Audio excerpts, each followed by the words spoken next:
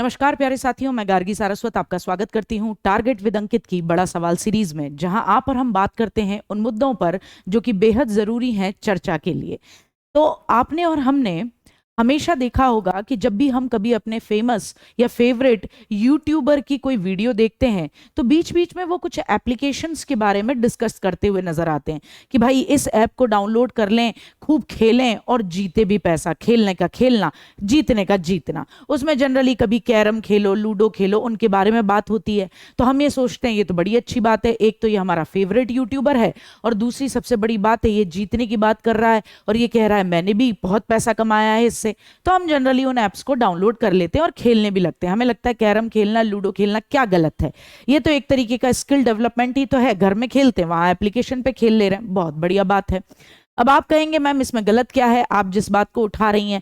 तो मैं आपको बताऊं, आप जब ऐसे कैरम या लूडो खेलते हैं, अगर उसमें पैसा लगा के खेलते हैं, 10 रुपए लगाकर खेल रहे हैं, 20 रुपए लगाकर या 100 रुपए लगाकर खेल रहे हैं, तो आपको लगता है मेरे सामने एक और व्यक्ति भी तो होता है मैम जो मेरी तरह ही पैसा लगा के खेल रहा होता है। तो आप कैसे सुनिश्चित कर सकते हैं कि दूसरी तरफ से जो भी नाम आ रहा है, सुरेश, रमेश, महेश, दिनेश, वो कोई फेक व्यक्ति नहीं है। ये नहीं है कि उस कंपनी ने जिसका आप एप्लीकेशन यूज करके गेम खेल रहे हो, उस कंपनी ने ही अपना एल्गोरिथम ऐसा बना रखा है कि भैया कंप्यूटर की तरफ से ही वो गेम खेला जा रहा है। फिर आप हार जाते हो, आपको लगता है नहीं भैया ये सुरेश, रमेश, महेश जो था ये मुझसे ज्यादा खेलने में खिलाड़ी था, कोई नहीं, अब मैं दूसरी बार फिर खेलूंगा और पैसा जीत जाऊंगा। तो ऐसे 10 बार में से 2-3 बार आप जीत जाते हैं, आपको लगता है बहुत बढ़िया मामला है और धीरे धीरे आपको ऐसी लत लग जाती है। अब ये खैर दूसरा मामला है। ऐसे ही आपने सुना होगा बड़े बड़े क्रिकेटर्स ड्रीम 11 जैसी अपनी एप्लीकेशंस का प्रमोशन करते हुए नजर आते हैं कि अपनी टीम बनाओ, खेलने का भी मजा और पैसे भी जीतो, और हमने देखो फोन खरीदा, ये खरीदा, वो खरीदा। ऐसे ही एक बैटिंग एप्लीकेशन के बारे में हम बात करेंगे, महादेव बुक बैटिंग एप्लीकेशन, जो न केवल football, cricket, tennis, election, live poker, live तीन पत्ती पे भी बैटिंग करा देता था। अब आप कहेंगे कि मैम एप्लीकेशन है, किसी एप्लीकेशन पे अगर इस तरीके का गेम चल रहा है, बैटिंग हो रही है, जुआ खेला जा रहा है, सट्टा लगाया जा रहा है, तो जाहिर सी बात है सरकार की नजरों में तो होगा। ऐसा तो नहीं हो सकता कि इनको कोई रेगुलेट न करता हो। हाँ भाई, यहां मैं कहूंगी सरकार की नजरों में सब कुछ रहता है। जब इतने बड़े लेवल पे टीवी पर, न्यूज़पेपर में, ठीक है, बीच बीच में यूट्यूबर्स भी और बड़े बड़े सेलिब्रिटीज लोग जब इसका प्रमोशन करते हैं तो सरकार की नजरों में बात नहीं आएगी? बिल्कुल आती है। तो अब आप कहेंगे मैम इसमें गलत क्या है? जाहिर सी बात है, जब सरकार की नजरों में बात आ रही है, हमारा फेवरेट क्रिकेटर इस तरीके की चीजें प्रमोट कर रहा है, तो गलत चीज थोड़ी ना प्रमोट करेंगे। तो भाई एक चीज आपको बता दूं, बैटिंग या सट्टा तब लीगल माना जाता है जब आप इसके लिए कोई एप्लीकेशन जैसे आपने बना रखा है, आप सरकार को पैसा दे रहे हो। जैसे आपको एक बहुत सरल भाषा में बताती हूं, आपने देखा होगा कि भाई गली के 4-5 लोग किसी कॉर्नर में बैठ के और ऐसे तीन पत्ती खेल रहे थे। पुलिस आई, पुलिस ने डंडा भी मारा, छापा भी मारा, फिर वो भग गए और पकड़ के उनको ले गई पुलिस। तो ऐसे में बैटिंग खेलना या जुआ खेलना या सट्टा लगाना लीगल तो नहीं है, तो ये तो इलीगल है। फिर इन एप्लीकेशन पे लीगल कैसे हो जा रहा है? सीधी सरल बात है बेटा, बैटिंग, जुआ खेलना या सट्टा लगाना राज्य सूची का विषय है, जिसपे अगर आप राज्य सरकार को पैसा देते हो, वो भी कितना, 40%, तो आप इसको लीगल मान लीजिए। यानी अगर सरकार को टैक्स जाता है तो हर चीज लीगल हो जा रही है। फिर आप वो एप्लीकेशन बना के खेल लीजिए या आप एक कंपनी बना के खेल लीजिए, लोगों को बुला के खिला लीजिए और बदले में सरकार को जितने भी लोग आ रहे हैं उनका ब्यौरा बता दीजिए कि भैया इतना पैसा आया, इसका 40% आप ले लीजिए, तो वो हो गया लीगल। ठीक साहब, यहां तक की बात समझ में आई। अब बात उठ रही है कि ये महादेव बुक बैटिंग ऐप क्या है। तो देखो, थोड़ा कहानी में फ्लैशबैक में चलना पड़ेगा। 2019 में छत्तीसगढ़ के दो सटोरिये थे, एक का नाम सौरभ चंद्राकर, दूसरे का नाम रवि उत्पल। अब ये इतने बड़े सटोरिये थे कि ये जब भी गेम खेलते थे जीत जाते थे। एक बार ये बढ़िया तरीके से हारे, क्योंकि भैया बैटिंग करना या जुआ खेलना किस्मत का मामला है, कभी जीत गए कभी हार गए, अच्छे अच्छे घर बर्बाद गए भाई। तो फिर एक बार ये हार गए, तो इन्हें लगा यार एक ऐसा तरीका अपनाना चाहिए जिससे कि पैसा भी आए और बैटिंग खेलने का शौक भी पूरा हो जाए। तो इन्होंने एक एप्लीकेशन बनाया, महादेव बुक बैटिंग ऐप करके, जिसपे ये इलेक्शन से लेकर पोकर, लाइव तीन पत्ती, क्रिकेट, फुटबॉल, टेनिस, सब पे बैटिंग करवाते थे।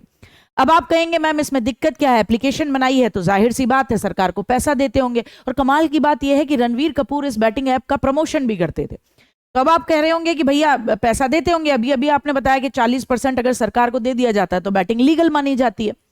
तो बेटा ये इतने समझदार व्यक्ति थे, कुछ जरूरत से ज्यादा समझदार थे। जब इन्होंने देखा कि पैसा आ रहा है, ज्यादा अच्छा खासा आ रहा है, क्योंकि भारत के अंदर तो ये ऐसी चीजों की लत हमें लगी हुई है, तो फिर इन्हें लगा कि देखो यहाँ भारत में तो 40% टैक्स देना पड़ेगा कंपनी जैसे ही रजिस्टर होती है, तो एक काम करते हैं दुबई चले जाते हैं, क्योंकि दुबई जैसी कंट्रीज के अंदर ऐसे कामों के लिए आप कंपनी रजिस्टर करते हैं तो 5% टैक्स देना होता है, कोई बहुत बड़ी बात नहीं है। तो साहब हेडक्वार्टर अपना दुबई में शिफ्ट कर लेते हैं, ये दोनों जो दोनों सटोरिये थे पहले 2019 में, सौरभ चंद्राकर और रवि उत्पल। अब सिचुएशन क्या होती है, अब हेडक्वार्टर बना लिया गया दुबई और कॉल सेंटर है श्रीलंका, नेपाल और भारत के अंदर छत्तीसगढ़ से लेकर 30 के करीब शहरों के अंदर इनके कॉल सेंटर और इनके सेंटर्स बना दिए गए, जिनके माध्यम से ये लोगों को प्रमोट करते हैं कि भाई इस एप्लीकेशन पे पैसा लगाओ बढ़िया तरीके से और जीतो खेलो। अब इनका काम क्या होता था, इस एप्लीकेशन को अगर कभी खोल के देखें, अभी भी चल रही है एप्लीकेशन, तो 500 रुपए से इसकी शुरुआत होती है। इंसान खेलता है, अगर हारता है तो उसको थोड़ा बहुत पैसा देके मतलब उसको नॉर्मलाइज कर देते हैं, कुछ बार जीत भी जाता है, कुछ बार हार भी जाता है। जब लत लग जाती है तो इंसान बड़ा पैसा लगाता है, मोटा पैसा लगाता है तो कंपनी को मोटा फायदा होता है, फिर उसमें से 10 में से 2 बार इंसान जीत रहा होता है, 8 बार कंपनी के खाते में पैसा जा रहा होता है। एक दिन में 10 लाख के करीब लोग इस एप्लीकेशन को यूज कर रहे हैं, ठीक, यानी एक दिन में 200 करोड़ का आंकड़ा। ये आंकड़ा कैसे निकल के आया है, ये आंकड़ा निकल के आया है ईडी के माध्यम से, यानी प्रवर्तन निदेशालय के माध्यम से। अब ये पकड़ में कैसे आया, इस बात को सुनो। होता क्या है, 2019 में इन सटोरियों ने ये ऐप बनाया। 2020 के अंदर छत्तीसगढ़ के जो सीएम है भूपेन बघेल साहब, इनके यहाँ पे ईडी का छापा पड़ा था, अगर आप लोगों को याद हो तो, और इन्होंने बड़ा हंगामा मचाया था कि सरकार जो है मेरे खिलाफ राजनीति करने की कोशिश कर रही है, ईडी का गलत उपयोग हो रहा है और मुझे पकड़ा जा रहा है। और ईडी बार बार यही कह रही थी कि भैया इनके खिलाफ सबूत मिल रहे हैं। कारण क्या था कि 2020 में इन्हीं 2 सटोरियों ने दुबई में एक बढ़िया वाली महादेव बुक बैटिंग ऐप की एक बढ़िया पार्टी लॉन्च करी, उसमें भूपेन बघेल से लेकर और भी लोग पहुंचे थे, जो मतलब आप समझ लीजिए राजनीतिक पावरफुल लोग भी पहुंच रहे हैं वहां पे। तो ईडी को लगा कुछ तो गड़बड़ है, इनका पैसा किधर जा रहा है, भारत के लोगों से कमा रहे हैं, तो यहां जो भारत में इनका काम कर रहे हैं उनको पैसा तो देते होंगे, सैलरी तो देते होंगे, तो अकाउंट्स देखो भाई, इनके अकाउंट में कुछ आ ही नहीं रहा, दिख ही नहीं रहा। इन्होंने क्या करा, इन्होंने जो भी पैसा आ रहा था वो भारत में जो लोग इनके लिए काम कर रहे थे अकाउंट में सैलरी नहीं दे रहे हैं, क्योंकि भाई देखो आपके अकाउंट में अगर पैसा आएगा तो उस अकाउंट पे सरकार की नजर रहती है। एक लिमिट से ज्यादा जब पैसा जाता है तो आप इनकम टैक्स की स्लैब में भी आते हो, सरकार ये पूछ भी लेती है भैया ये आपके में पिछले महीने में 25 लाख एक साथ कैसे आया, आपके में तो 10,000 भी नहीं आते थे, तो वहां जवाब देना पड़ता है। इन्होंने क्या कर रखा था, इन्होंने भारत के अंदर जो गरीब किसान हुआ, मजदूर हुआ, ठेली वाला हुआ, रेडी वाला हुआ, रिक्शा वाला हुआ, मजदूरी करने वाला व्यक्ति हुआ, इन सबके बैंक अकाउंट की डिटेल ले रखी थी। उनमें आता था पैसा, किसी में 10, किसी में 20, किसी में 50,000 आए, ठीक है। और फिर कोई एक यहां पर भारत के अंदर ऐसा व्यक्ति बैठा हुआ था इनका अलग अलग शहरों में, जो उन बैंक अकाउंट में से इन पैसों को निकाल लेता था। तो इसका मतलब कुल मिलाकर सरकार को ठेंगा भी नहीं दिया जा रहा था, यानी कहीं कोई टैक्स नहीं दिया जा रहा था। तो भैया ईडी की नजर में तो आ गए कि भैया जब हमें तुम टैक्स नहीं दे रहे तो फिर पैसा तुम कमा कैसे रहे हो। तो ईडी ने 2020 से ही नजर रखना शुरू कर दिया। फिर अभी पिछले दिनों एक घटना घटी, ये सौरभ चंद्राकर जो था इसने दुबई में अपनी शादी की, प्राइवेट जेट से यहाँ भारत से अपने जितने भी रिश्तेदार थे सब बुलवाए वहां पर, और बढ़िया तरीके से बड़े बड़े सेलिब्रिटीज को नचवाया। रणवीर कपूर, आपका कपिल शर्मा के ठाके लगवा दिए, कीर्ति खरबंदा, टाइगर श्रॉफ, कृष्णा अभिषेक, नुसरत भरूचा, सनी लियोन, एली अवराम, राहत फतेह अली खान और साथ ही साथ आप आतिफ असलम साहब, ऐसे बड़े बड़े काफी लोगों के नाम हैं, ये सब वहां पहुंचे। तो अब क्योंकि ईडी की नजरों पे ये बहुत लंबे समय से थे, तो ईडी सोच रही थी कि कैसे पकड़ा जाए इन्हें। तो जैसे ही लौट कर आए तो ईडी ने एक सम्मन भेज दिया रणवीर कपूर को और कहा कि भैया देखो तुम बहुत बढ़िया आराम से घूम घाम के आए हो, शादी दावत में नाच नचा के आए हो, तो जरा आओ एक बार हमसे मुलाकात करो। रणवीर कपूर साहब पहुंचे, उनसे पूछा गया कि ये बताइए कि आप वहां नाचे थे? बोले हाँ नाचे थे। बोले फूफा मामा तो लगता नहीं होगा आपका जिसकी शादी में नाचे हो, तो पैसे से ही तो नाचे होगे? बोले हाँ हमें पैसा मिलता है हम नाच लेते हैं। तो बोले ये बताओ पैसा मिला कैसे था तुम्हें, कैश में मिला या अकाउंट में मिला? अब ऐसे में रणवीर कपूर ने ये कहा कि भैया मैं अपने वकील से पूछ के बताऊंगा, क्योंकि पैसा अकाउंट में नहीं मिला, फिर तो अगर अकाउंट में आएगा तो वो तो पैसा लीगल हो जाएगा। अगर पैसा कैश में चल रहा है, इधर उधर घूम रहा है, सरकार को उस पर कोई टैक्स नहीं दिया जा रहा, तो वो पैसा तो 2 नंबर का हो गया। तो ऐसे में कहा गया कि भाई अच्छे तरीके से सोच के, वकील से पूछ के, जिससे भी पूछना है बता दो।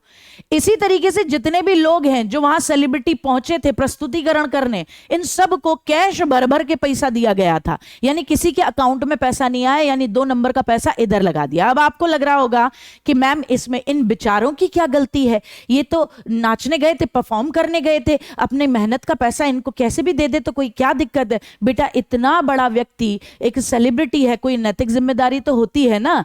नैतिक जिम्मेदारी आप नहीं महसूस करोगे, जनता भैया आपको फॉलो करती है। आप कहीं कभी तो ये दिखा देते हो कि हाँ भैया कदमों में दुनिया, मुंह में जो भी है, उसके बाद कदमों में दुनिया है, जुबान केसरी है। तो भैया जब लोग आपको देखते हैं तो मानते हैं कि अरे इतना बड़ा सेलिब्रिटी, इतना बड़ा स्टार इस चीज का यूज करता है, तो क्यों हम क्यों नहीं करेंगे।